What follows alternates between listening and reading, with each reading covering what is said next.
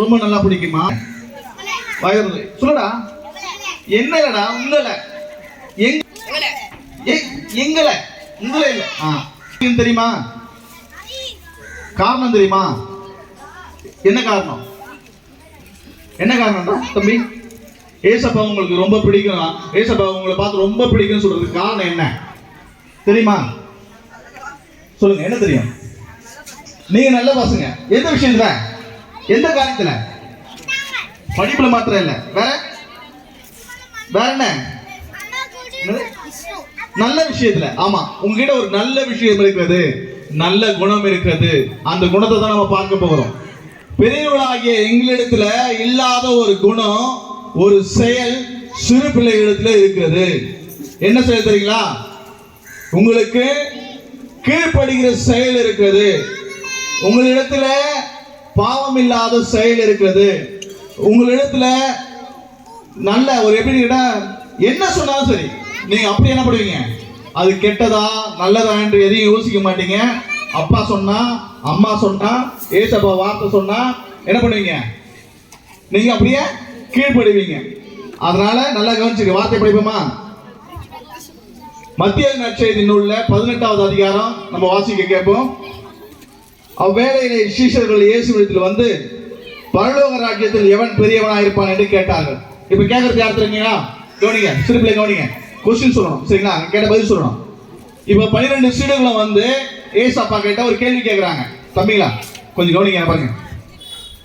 கேள்வி கேட்கிறாங்க. என்ன கேள்வி கேட்டா, பரலோக ராஜ்யத்துல யார் பெரியவனா இருப்பான் அப்படின்ற ஒரு கேள்வியை கேட்கிறாங்க. இப்ப ஏசப்பா அந்த சீடர்களுக்கு 12 சீடர்களுக்கும் என்ன பதில் சொல்லியிருப்பாருன்னு நீங்க நினைக்கிறீங்க? அதை நம்ம தொடர்ந்து வாசிப்போம். இயேசு ஒரு சிறு பிள்ளையை போல் நல்லா கேடுங்க. இயேசு ஒரு சிறு பிள்ளையை தம்மிடத்தில் அழைத்து அதை அவர்கள் நடுவில் நிறுத்தி, நல்லா கேடுங்க. யாராவது வா தம்பி, இங்கோடா. யாராவது வாடா, யாராவது வாங்கடா. இப்ப பாருங்க, ஏசப்பா என்ன பண்ணிட்டாருங்களா? 12 சீடர்களுக்கும் அவருக்கு பதில் சொல்றதுக்கு ஆரம்பிச்சிட்டாரு. என்னன்னு கேட்டா, ஒரு சிறு பிள்ளைய அவரிடத்தில்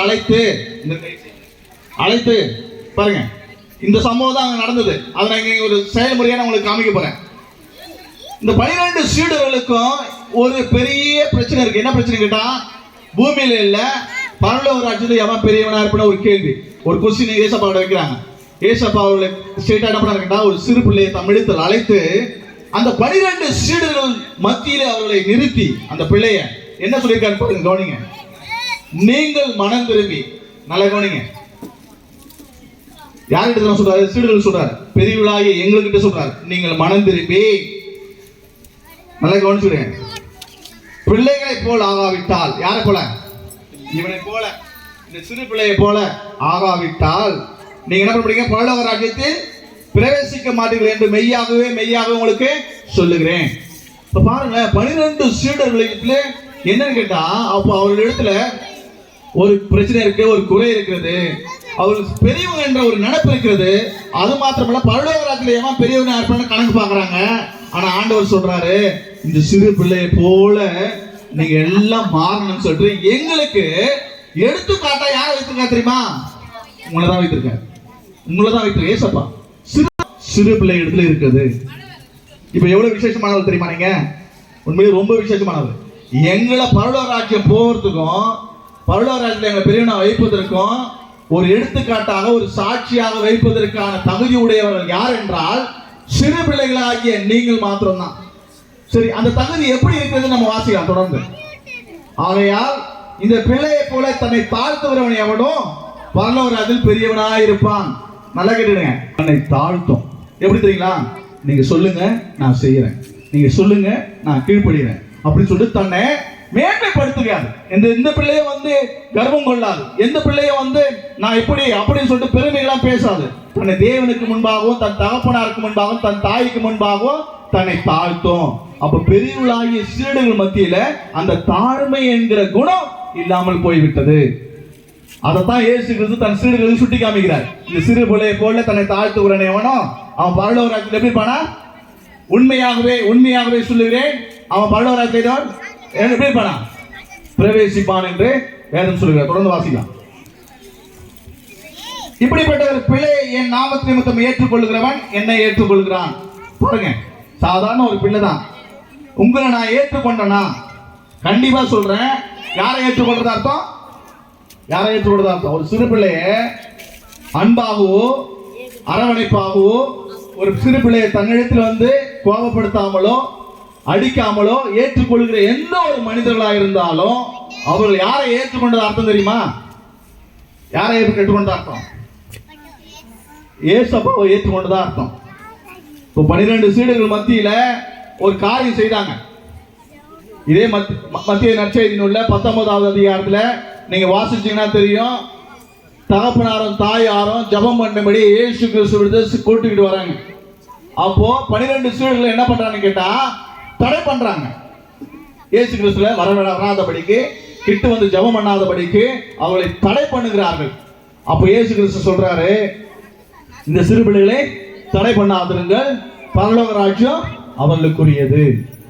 இப்போ பாருங்க, பெரியவர்களாகிய நாங்க உங்களை ஏசப்பாவிடத்தில் வருவதற்கு அநேக காரியங்களினாலே, எங்கள் தாழ்மை இல்லாத குணத்தினாலே நாங்க என்ன பண்ணுறோம்? உங்களை நாங்க தடுக்கிறோம். ஆனா ஆண்டவர் ஆகிய இயேசு கிறிஸ்து சொல்றாரு, நீங்க கற்றுக்கொள்ளுங்க இந்த பிள்ளைகளை பார்த்து, எவன் ஒருவன் இந்த சிறு பிள்ளையை போல ஆகாவிட்டால் பரலோக ராஜ்யத்தில் பிரவேசிக்க மாட்டான், இந்த சிறு பிள்ளையை போல தன்னை தாழ்த்தாவிட்டால் பரலோக ராஜ்யத்தில் பிரவேசிக்க மாட்டான் என்று கர்த்தர் சொல்றாரு. அப்ப நீங்க எவ்வளவு பெரிய விசேஷமானவர் பாருங்க. இது உங்களுக்கு தெரியாம தான் இருக்கிறீங்க. நீங்க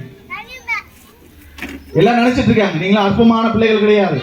ஒரு பெரியவர்களுக்கும் தாய்க்கும் தகப்பனுக்கும் ஆவிக்குரிய தகப்பனாருக்கும் பெரியவர்களாகிய எல்லாருக்கும் சாட்சியாகவும் எடுத்துக்காட்டாகவும் இருந்த ஒரே ஆட்கள் யார் தெரியுமா? நீங்க மாத்திரம்தான். இயேசு கிறிஸ்து எங்கேயும் சாட்சி வைக்கல, ஆனா ஒரு இடத்துல சாட்சி வைத்தார். என்னுடைய சாட்சி உலகத்திற்கு உரியது அல்ல, பரலோக ராஜ்யத்திற்கு உரியது என்று பிலாத்து கேட்கும் போது கூட சொல்றார். ஆனா தன் 12 சீடர்களை பார்த்து ஒரு சாட்சியாக இந்த பூமியில வைத்திருக்கிறார் என்றால் அதில் நீங்கள் மாத்திரம்தான். யாரு? சிறு பிள்ளைகளாகிய நீங்கள் மாத்திரம்தான். உங்களிடத்துல பாவம் இல்லை, சரிங்களா? உங்களிடத்துல என்ன இல்லை? அக்கிரமம் இல்லை. உங்களுக்கு என்ன இல்லை? அநியாயம் இல்லை. உங்களுக்கு என்ன இல்லை? தீய சிந்தனை இல்லை, தீய செயல்பாடு இல்லை. அதனால்தான் ஆண்டவராகிய இயேசு கிறிஸ்து சொல்றாரு, பெரியவர்களாகிய எங்களுக்கு உங்களை பார்த்து இந்த சிறு பிள்ளையை போல ஆகாவிட்டால் பரலோக ராஜ்யத்தில் பிரவேசிக்க மாட்டான், பெரியவனா இருக்க மாட்டான். பாருங்க, அப்படிதான் சொல்றாரு. அப்ப எவ்வளவு விசேஷமானவர் பாருங்க. நீங்களாம் சாதாரணமா நினைச்சிட்டு இருக்கீங்க. நீங்க ஜெபம் பண்ணா இயேசு கிறிஸ்து வருவார். நீங்க ஜெபம் பண்ணா உங்களுக்கு பதில் கொடுப்பார். நீங்க ஜெபம் பண்ணீங்கன்னா உங்களுக்கு விடுதலை கொடுப்பார். நீங்க என்ன இயேசு கிறிஸ்துவின் நாமத்தினால, எப்பா நான் உங்களுக்கு பிள்ளைப்பா, ஏசப்பா நீங்க எங்க அப்பா, நான் உங்க பிள்ளை, என் குடும்பத்தில் இந்த பிரச்சனை இருக்குது, என் தகப்பனாரத்தில் இந்த பிரச்சனை இருக்குது, என் தாயாரத்தில் இந்த பிரச்சனை இருக்குது, என் வீட்டில் இந்த பிரச்சனை இருக்குது, எனக்கு கல்வி சரியா வரல, நானும் சரியா வரல, புத்தி சரியா வரல அப்படின்னு நீங்க கேட்டீங்கன்னா ஆண்டு சொல்றாரு, ஒருவன் எவன் ஒரு நாணத்தில் ஒரு இடத்தில் கேட்க கடவன், நான் பரிபூர்ணமாய் அவனுக்கு கொடுக்க கடவன் என்று யாக்கோபுல சொல்றார். இயேசு சாலமன் கூட சொல்றார், என்னது? நாணத்தை கேட்டான், நாணத்தை கொடுத்தார். சாமுவேலை பத்தி யாருக்கு தெரியும்? சாமுவேலை பத்தி யாருக்கா தெரியுமா? சொல்லுங்க, யாருக்கு தெரியும்? சாமுவேல் அநேக ராஜாக்களை இஸ்ரவேலை ஆளும்படியாக தேவனால் ஏற்படுத்தப்பட்ட ஒரு தீர்க்கதரிசி. அவர் ஆண்டவராகிய இயேசு கிறிஸ்து அவங்க அம்மாக்கு என்ன பிள்ளை இல்லாம இருக்கும் போது ஆண்டவராகிய இயேசு கிறிஸ்து சாமுவேலை வாக்குத்தத்தம் பண்ணப்பட்டவராய் அழைக்கப்பட்டவராய், மீண்டும் வருகின்ற போது, தேவாலயத்துக்கு வருகின்ற பொழுது உன்னிடத்து ஒரு குழந்தை இருக்குன்னு சொல்லும் போது அந்த குழந்தைய தேவனுடைய சபையில தேவனுக்காக அவள் என்ன பண்ணா? அர்ப்பணிக்கப்பட்டான் சாமுவேல். பாருங்க, சிறு பிள்ளைதான் சாமுவேலை தான் ஆண்டவராகிய இயேசு கிறிஸ்து எடுத்து பயன்படுத்தி இஸ்ரவேலுடைய ஒட்டுமொத்த ஜனங்களை நடத்துவதற்காக, நியாயாதிபதிகளையும் ராஜாக்களையும் அபிஷேகம் பண்ணுவதற்காக, இதோ பெரியவளாகிய எங்களுக்கு ஆண்டவர் பரலோக ராஜ்யத்திற்கு நாங்கள் அந்த பிள்ளைகளை போல தாழ்த்துகிறவன் எவனோ ஆண்டவர் பரலோக ராஜ்யத்தில் மெய்யாகவே நான் உங்களுக்கு சொல்லுகிறேன், பரலோக ராஜ்யத்தில் அவர் பிரவேசிப்பார் என்ற வார்த்தை இந்த பிள்ளைகளுக்கு மாத்திரமல்ல, எங்களுடைய வாழ்க்கையிலும் இந்த பிள்ளைகளுடைய குடும்பத்தின் வாழ்க்கையிலும் நிறைவேற முடியாது சொல்லிக்கிறோம் தகப்பனே. இந்த பிள்ளைகள் ஆண்டவர் குடும்பத்திலும் ஆண்டவர் ஸ்தோத்திரம், பள்ளி வளாகத்திலும் ஆண்டவர் வெளியே போகின்ற பொழுது ஆண்டவர் ஸ்தோத்திரம், இவர்கள் கேட்ட தேவ தூதர்களை ஆண்டவர் ஸ்தோத்திரத்தை பாதுகாத்து வழிநடத்தி ஆசீர்வதிக்க முடியாது சொல்லிக்கிறோம் தகப்பனே. இந்த ஊழியத்தை ஆண்டவர் மின்ட்டு பகுதி காட்பாடா மின்ட்டு பகுதி நம் கருத்தில் அர்ப்பணிக்கிறோம். இந்த ஆண்டில 2025 ஆண்டிலே நடத்தி கொடுக்கிற இந்த சில்ட்ரன்ஸ் மினிஸ்ட்ரி நம் கருத்தில் அர்ப்பணிக்கிறோம் தகப்பனே. இதை நடத்துகின்ற ஆண்டவர் சர்மிளா சகோதரி ஆண்டவர் ஸ்தோத்திரம், ஆண்டவர் வில்சன் சகோதரி மனோ சகோதரனை நம் கருத்தில் அர்ப்பணிக்கிறோம் தகப்பனே. அவர் இன்னுமாய் அநேக ஜனங்களுக்கு சிறு பிள்ளைகளுக்கு விளக்காய் வைத்து வழிநடத்தபடியாய் சொல்லிக்கிறோம். இயேசு கிறிஸ்துவின் நாமத்தில் ஜெபிக்கிறேன் ஜீவனுள்ள பரலோக பிதாவே. ஆமென். அல்லேலூயா.